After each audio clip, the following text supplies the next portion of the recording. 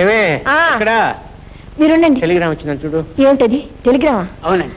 అమ్మా వీణా చూడమ్మా, ఏదో టెలిగ్రామ్ వచ్చింది.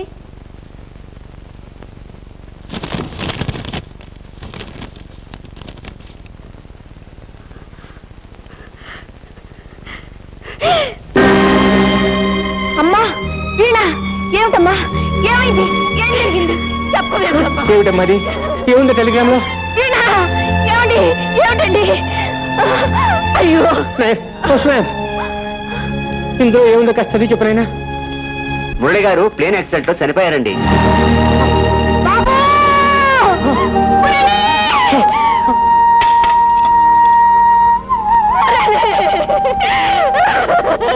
ఏమండి, ఏమండి, ఇప్పుడు మీ కళ్ళు చల్లబడ్డాయా? మీకు మనశ్శాంతి కలిగిందా? నా బిడ్డని గంగలో కలిసిపోమన్నారే, కలిసిపోయాడండి. నా బిడ్డ గంగలో కలిసిపోయాడు. చల్లబడ్డాయి, నా కళ్ళు చల్లబడ్డాయి.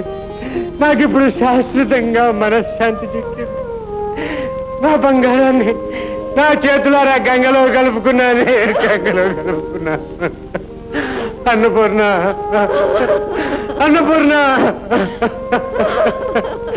ఇంకిప్పుడు నేను ఎవరితో పోట్లాడిని, ఎవరితో పోట్లాడిని.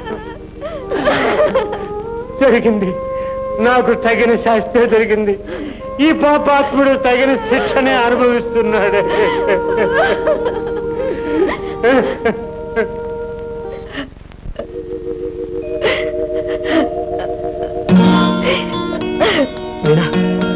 ఏమిటి పిచ్చితనం? నా వేళెప్పుడు అపశృతి పలకూడదు.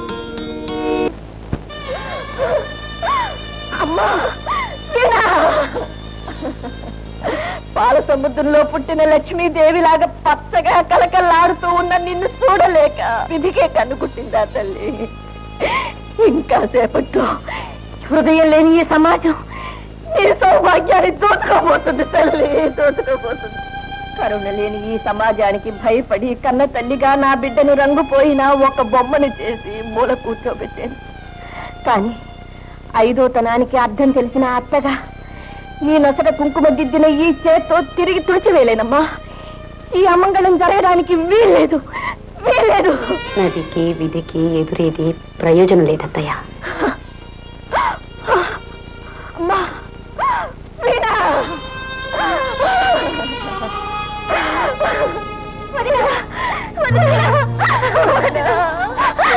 చెరిగిపోయిన పసుపు కుంకుమలు నాకు అందించి వాటికి నువ్వు దూరం అయిపోయావా వదినా? వదినా, ఉదయ, మీ అన్నయ్య రూపం నా కళ్ళలో నిండిపోయింది. నా ప్రాణం ఆయనలో లీనమైపోయిందమ్మా. నే విడిపోలేదమ్మా, విడిపోలేదు.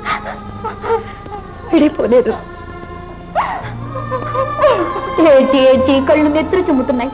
నీ పచ్చటి ముఖాన్ని ఆఖరిసారి అడ్డంలో చూసుకోమ్మా. నన్ను నేను చూసుకుని మురిసిపోయే అర్థం పగిలి బద్దలైపోయింది. ఇక ప్రపంచంలో ఏది చూసుకునే అవసరం లేకుండా భగవంతుడు నాకు వరం ఇచ్చాడు. మీ పని మీరు కానివ్వండి. ఆపండి, ఆపండి. ఈ దారుణం జరగడానికి వీల్లేదు. ఇన్నాళ్ళు కళ్ళుండి గుడ్డివాడినయ్యాను. ఇప్పుడు ఈ కళ్ళతో ఈ ఘోరం నేను చూడలేను. ఈ మహాలక్ష్మిని మట్టి బొమ్మను చేసే అధికారం మీకే కాదు, సృష్టించిన ఆ భగవంతుడికి కూడా లేదు. నా కూడల్ని ఈ బంగారు బొమ్మను హింసించకండి. నా కడుపులో రగిలే చిచ్చును అధికించేయకండి. వెళ్ళండి, వెళ్ళండి, అందరూ వెళ్ళండి ఇక్కడి నుంచి. అమ్మా వీణా, అమ్మా, వెలుతురున్నంత కాలం కళ్ళు మూసుకుని తీరా చీకటలముకున్నాక కళ్ళు తెరుచుకున్న మూర్ఖుణ్ణమ్మా నేను. నా బిడ్డ పడ్డ ఆవేదన ఏమిటో ఇప్పుడు నాకు తెలుస్తున్నది తల్లి. నన్ను క్షమించమ్మా, నన్ను క్షమించు. సంసారంలో స్వర్గం చూసిన ఆడదానికి భర్త పోవడమే నరకం. అన్నం పుణ్యం ఎరుగని ఉదయం లాంటి పసిదానికి గాజు పూస ఉంచుకోవడమే ఆనందం. అలాంటి దాన్ని బలవంతాన తెంచుకోమన్నారు. నా దేవుడే పోయాక నాకివన్నీ ఎందుకు? మంచితనంలోనూ మొండితనమేనా మావయ్య? మొండితనం కాదమ్మా. పసుపు కుంకుమలతో నువ్వు నా కళ్ళ ముందు తిరుగుతుంటే పోయిన కొడుకు బ్రతికే ఉన్నాడన్న భ్రాంతితో వెళ్ళమారిపోవాలన్న ఆశ, కళాకాంతుల్లే నిన్ను చూస్తూ అనుక్షణం నరకం అనుభవిస్తూ చితికెక్కలేరన్న భయం అమ్మా.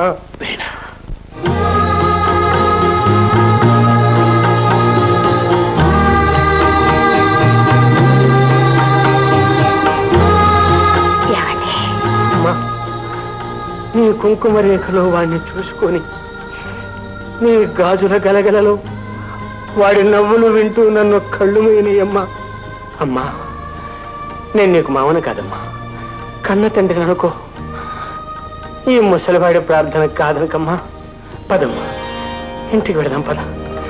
లే తల్లి, లే.